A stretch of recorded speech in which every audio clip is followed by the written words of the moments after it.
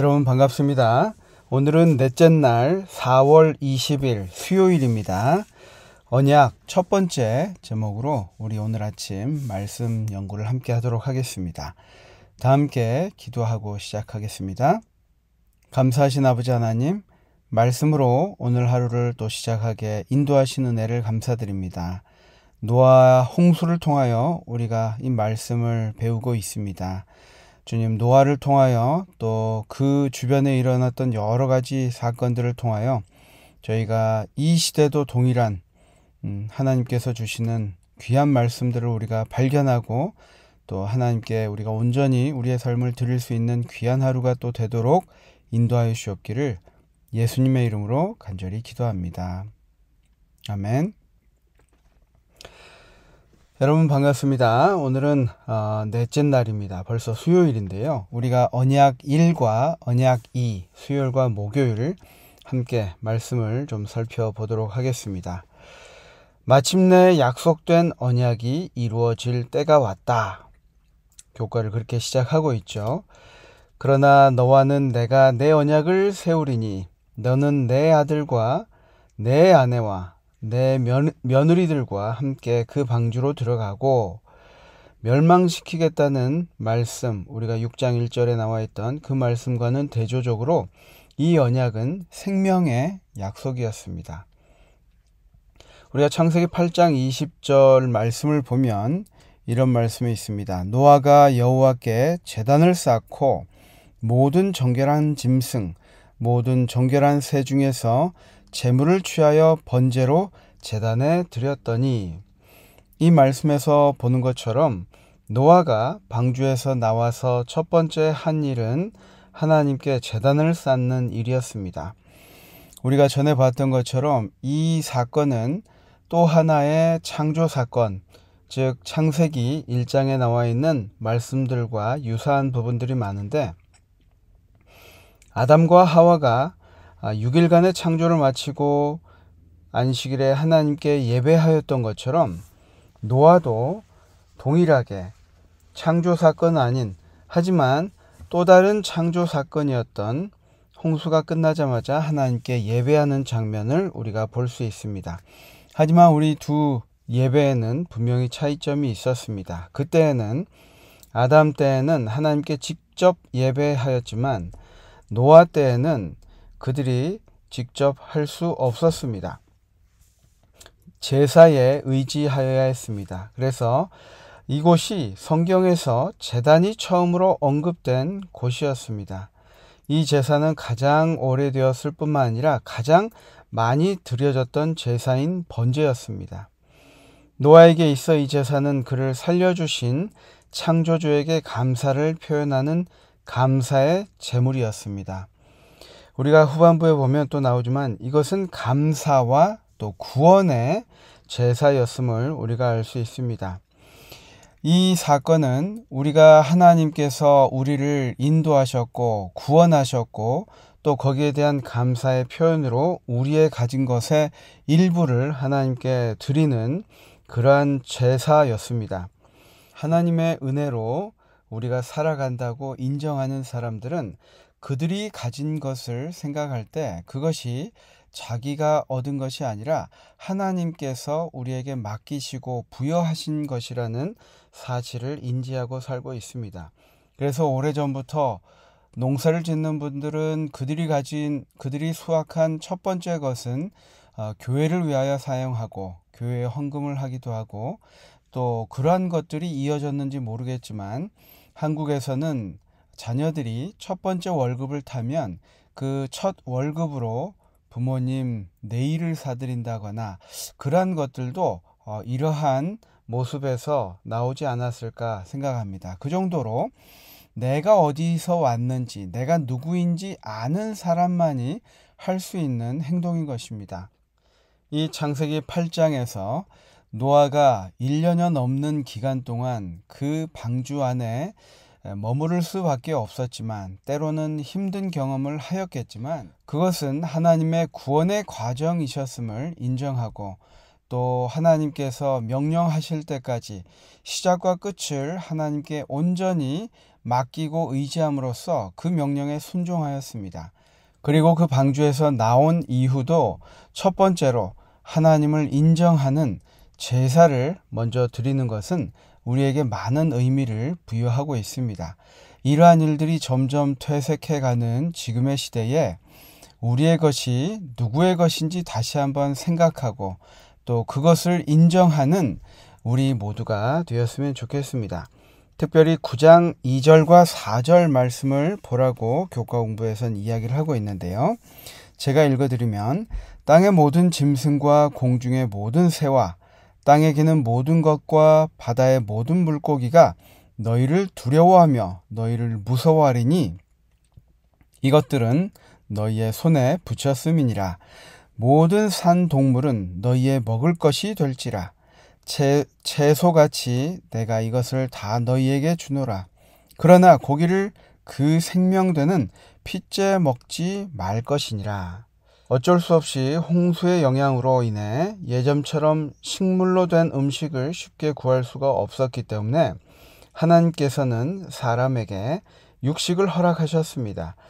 이런 식습관의 변화는 본래 창조 때와 비교하여 사람과 동물 사이에 큰 변화를 가져다 주었습니다. 2절에서 말씀하신 것처럼 모든 물고기가, 바다의 모든 물고기, 새와 땅에 기는 모든 것, 모든 짐승이 너희를 두려워하겠다라고 말씀한 것이 그 표현입니다. 창조 이야기 속에서는 사람과 동물 모두 식물로 된 음식을 먹었기 때문에 서로에게 위협이 되지 않았습니다. 하지만 홍수 후에는 음식으로 사용하기 위해 동물을 죽여야 했으므로 둘 사이의 무서움과 두려움의 관계가 형성된 것입니다. 사람과 동물이 서로를 잡아먹게 되었을 때 에덴에서 누리던 것과는 다른 관계를 형성할 수밖에 없었다라고 이야기를 하고 있습니다. 하지만 하나님께서는 이 일에 있어서도 분명한 원칙을 주셨습니다. 하나님의 허용에는 두 가지 제한이 있었는데 첫 번째는 모든 동물이 음식으로 적합한 것이 아니었습니다. 이와 같은 하나님의 첫 번째 제한은 정하고 부정한 동물을 구분하는데 분명히 나타납니다. 창세기 8장 19절 20절에 나와 있죠. 두 번째는 피 속에 생명이 있으므로 피는 절대로 먹지 말라는 것이었는데 이것은 분명하고도 새로운 명령이 된 것입니다. 특별히 고기를 생명되는 핏째 먹지 말라라는 표현은 우리가 과거 어떤 이방 종족들의 야만적인 행습처럼 산 동물을 먹는 일이나 혹은 합당하게 피를 빼지 않고 도살한 동물을 먹는 것을 말하는데 이 금기사항은 다른 무엇보다도 잔인성을 막아주는 안전책이었습니다. 생명의 운반체인 피를 신성하게 여기는 동물 제사를 기억나게 해주는 것이었습니다. 미신적인 신앙에 빠져 희생물이 되기 쉬운 인간이 동물의 생명의 운반체인 그 액체를 취함으로 자기 자신의 생명이 강해지거나 연장될 수 있을 것이라고 생각할 것을 하나님은 미리 보셨다라고 우리 주석에는 이야기를 하고 있는데요.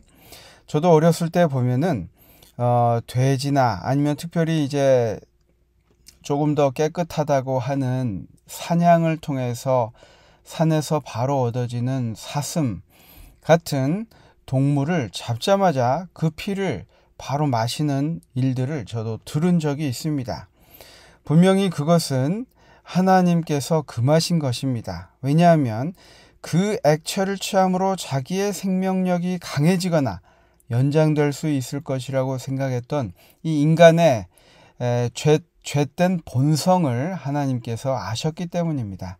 물론 그것을 피를 바로 먹었을 때 분명히 힘이 난다고 합니다. 왜냐하면 그 뜨끈뜨끈한 피 속에는 그 도망다녔던 사슴 피 속에 아드레날린이 잔뜩 퍼져 있었기 때문입니다. 이것이 결코 우리 몸에 좋지 않고 또 그렇게 사람들이 생각하면서 미신적인 신앙에 빠지는 것을 막기 위함이었습니다. 그리고 하나님께서 명령하신 것이 우리가 육식을 하게 될 때에 분명히 하나님께서 주신 원칙을 가지고 어쩔 수 없이 허락하셨다는 것을 우리가 이 사건을 통해서 다시 한번 확인할 수 있습니다. 영감의 교훈에 그래서 말씀을 읽어보도록 하겠습니다. 인간에게 육식이 허락된 경우 하나님께서는 홍수의 때까지 사람에게 육식을 허락하지 않으셨다. 사람이 의존해서 먹고 살 수 있는 모든 것이 파멸되었으므로 주께서는 부득이 노아가 방주 안으로 데리고 들어간 짐승들 가운데서 정결한 짐승을 먹어도 좋다는 허락을 노아에게 주셨던 것이다. 그러나 육식은 사람을 위하여 가장 위생적인 식재료는 아니었다. 홍수 후에 사람들은 육식을 널리 하게 되었다. 교회 보내는 권면 228페이지에 있는 말씀입니다. 오늘 언약 첫 번째 시간을 통해서 하나님께서는 이 세상의 모든 것이 멸망된 것처럼 보였고 또 모든 것이 사라진 것처럼 보였지만 노아의 가족이 방주에서 나오고 그곳에서 행한 일들을 통해서 두 가지를 말씀하셨습니다. 첫 번째는 하나님을 온전히 예배할 수 있는 예배하는 방법, 또 그 모습을 통하여 우리가 창조주 하나님께 우리의 구원을 감사하는 그 모습을 우리가 볼 수 있었습니다. 두 번째는 하나님께서 음식을 주실 때에 어쩔 수 없이 육식을 허락하셨지만 거기에도 분명히 하나님의 원칙이 존재했다는 것을 우리에게 이야기하고 있습니다. 오늘 하루 하나님께서 주신 이 언약, 우리가 그 약속을 붙들면서 살아가는 것이 그리스도인의 삶이라고 말씀드렸습니다. 우리가 이 언약 첫 번째에서 다시 한번 볼 수 있는 내용은 동일하게 하나님의 말씀 그리고 거기에 대한 순종, 우리가 그것을 어떻게 지킬 수 있을 것인가, 노아는 어떻게 그것을 지켰었는가를 살펴보게 되었습니다. 저와 여러분이 오늘 하나님께서 주신 언약이 있습니다. 우리에게 각자에게 주신 약속이 있을 것입니다. 그리고 우리가 그것을 끊임없이 하나님께 간구한다면 들어주신다고 약속하고 계십니다. 그 언약이 무엇인지 또 그 생명의 약속이 무엇인지 우리가 오늘 한번 다시 한번 생각해보는 아침 시간이 되기를 간절히 바랍니다. 그리고 그 약속을 붙잡고 우리가 오늘 하루 살아가게 되시는 우리 모두가 되기를 간절히 바랍니다. 우리 기도하고 마치도록 하겠습니다. 사랑의 아버지 하나님, 저희에게 모든 것이 사라진 것 같은 그러한 상황에서도 우리에게 허락하신 약속을 기억하도록 주님 도와주시니 감사합니다. 노아의 모습을 통하여 우리가 하나님께서 끊임없이 약속을 우리에게 리마인드 시켜주시는 것을 다시 한번 배우게 됩니다. 주님, 저희가 이 세상에 살아가면서 정말 하나님 없이 살아가는 이방인들처럼 되지 않도록 주님 도와주시고 이 놀라우신 하나님을 우리가 믿고 따르며 사는 그리스도임을 우리가 자각하고 하나님께 감사하며 살아가도록 주님 인도하여 주시옵기를 예수님의 이름으로 간절히 기도합니다. 아멘. 감사합니다. 오늘도 행복한 하루 되시고 언약을 꼭 기억하시는 기쁜 하루 되시길 바랍니다. 내일 뵙겠습니다.